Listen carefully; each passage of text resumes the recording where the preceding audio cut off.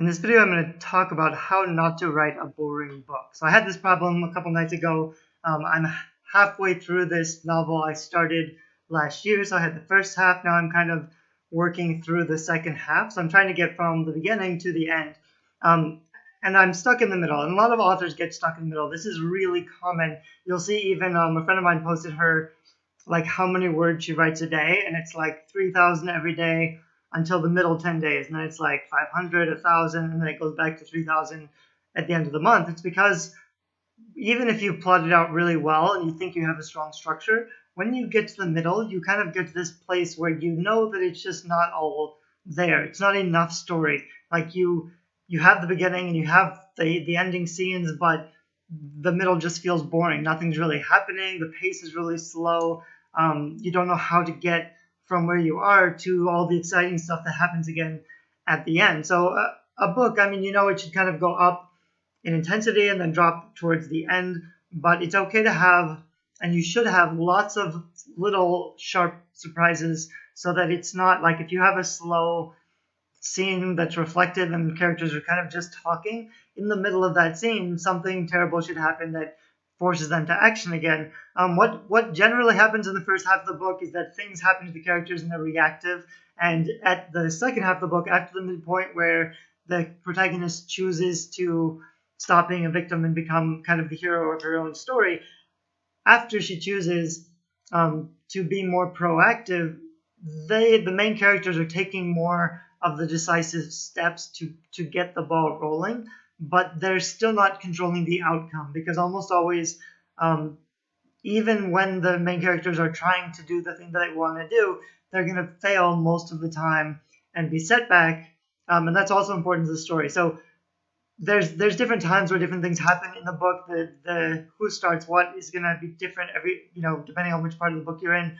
But the main point is that it needs to kind of go up and down a lot. If you have more than a scene, which is like half a chapter, where nothing new or surprising or unexpected happens, and it's all just the same thing, that's a boring part of the book. It's going to need to be cut. Anyway, so I was googling how do I fix my boring book, and I found an article from Chuck Wendig on Terrible Minds, which is 25 ways to fight your story's mushy middle. That's a great article. I took a lot of tips from that, which inspired me to spend several hours fixing my book. So instead of doing any writing, what I was trying to do was just, first of all, brainstorm new exciting things to put in my book. So I'm going to read 7 of those just to kind of get the ball rolling. These were the biggest, best ideas that helped me the most. And I just made a list of potential ideas that I could put into the novel, and that helped me to generate new plot ideas. So I stuck with the kind of the what first, like the what am I going to put in it, and then I figured out how to put that into my plot outline and where to put it and what's going to happen during those scenes. So number 1 is a new character. If you're getting kind of stuck or bored and things just don't feel like anything is happening, you can add a new character that's a little over the top, a little more dramatic. I added somebody who's a very flamboyant Greek god, Dionysus, so that's going to be kind of fun. I made him like a 80s rocker with a electric guitar, all black, very emo. That's a new character who's going to add lots and lots of conflict to the plot. He was already coming in anyway, but I just basically, instead of having another boring character, I turned him into almost a caricature of who he's supposed to be. And I've seen that more common, especially for young adult writers. You really need to take things to a bigger level. So it can't just be, a good, strong character. It has to really be something that's very well described, very different, something that really stands out, even for scenes and settings. It has to be cooler than just a nice apartment in the woods. It has to be a mountain master clan base. There's just something that's like almost impossible to exist in reality.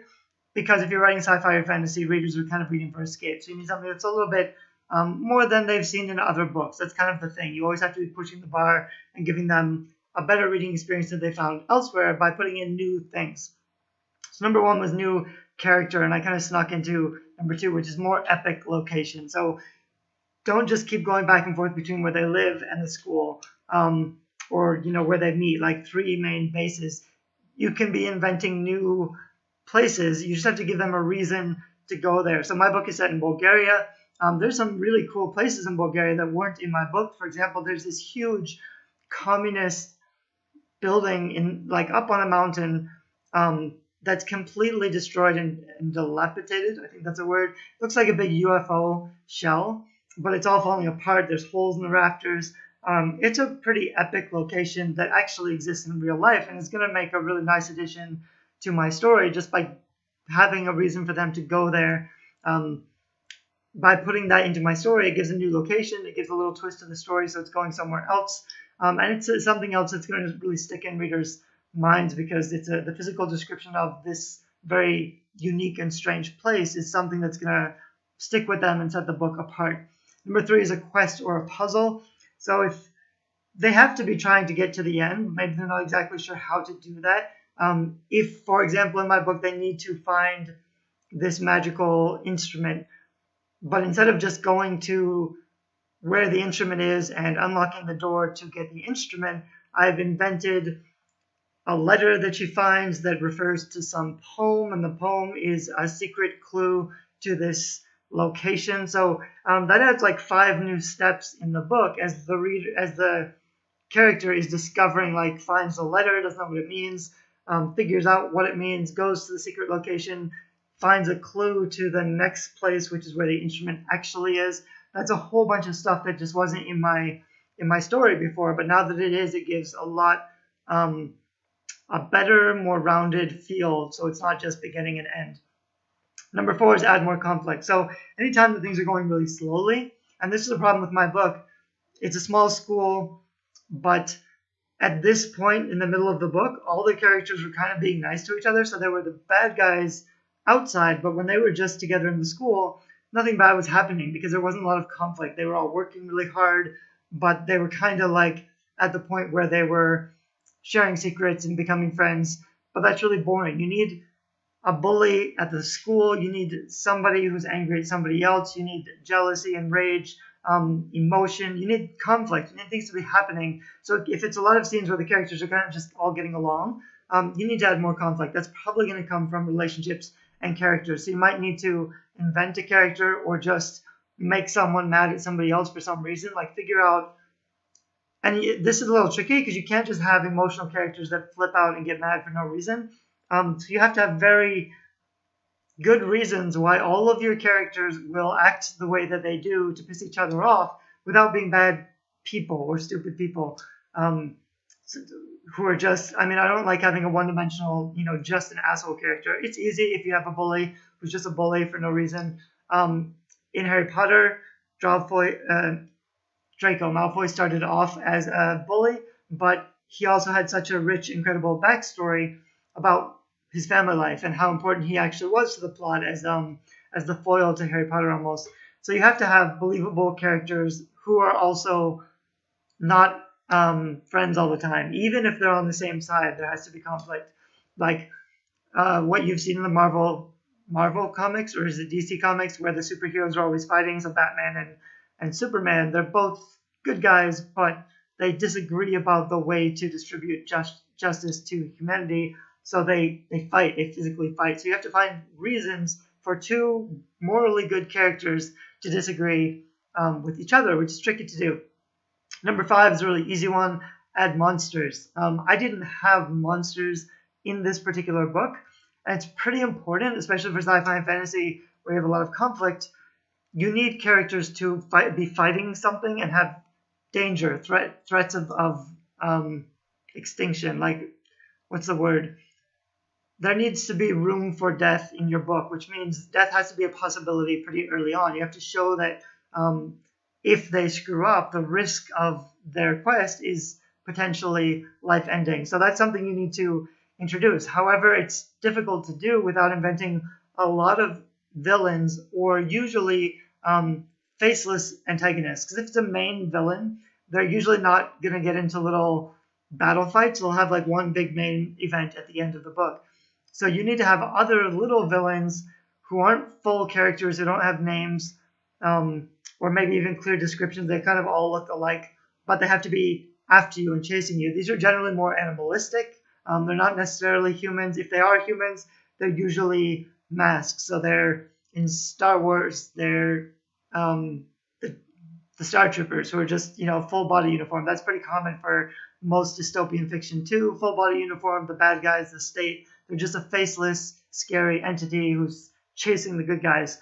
You need chase scenes, or you need fight scenes that aren't critical, but they force the characters to move on with the plot, and they derail the characters from doing the thing that they want to do. So if the character could just decide to go do this and go do it, that wouldn't be a very good story. You have to have bad guys in the middle who are stopping the characters from doing the thing that they are trying to do. So every time the character tries to do something, they get pushed backwards by antagonists who are deliberately opposed to what the protagonists are trying to do for whatever reason. Anyway, but it's difficult to always introduce human-based antagonism in your story, and sometimes it's better to have something a little more animalistic. So, for example, my main bad guy is Dionysus, but he also usually travels with jaguars. So now in my story,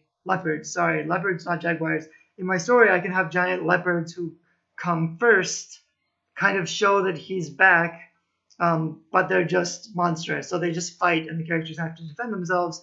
But it's not, it's not two rational beings fighting against each other. It's a little more exciting, and it's a little different. It's a little different instead of just having lots of fight scenes with the same people, to introduce different kinds and subsets of antagonists, just to mix it up and make it more interesting. So 6 and 7, these are more story-based or character motivation-based.